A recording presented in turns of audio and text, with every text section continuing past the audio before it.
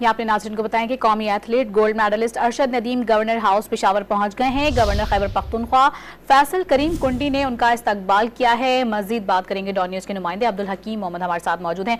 अब्दुल हकीम, बताइएगा, आज ये गवर्नर हाउस पेशावर में मेहमान के तौर पर पहुंचे हैं, क्या तफसीलात हैं इस हवाले से आपके पास?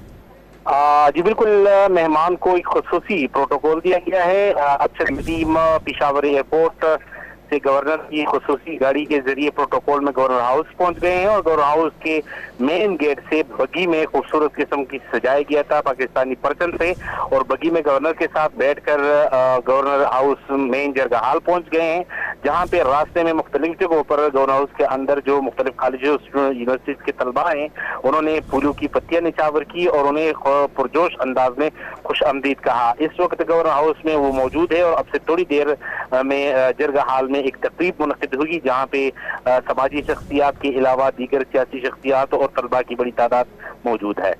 बहुत शुक्रिया अब्दुल हकीम आपका।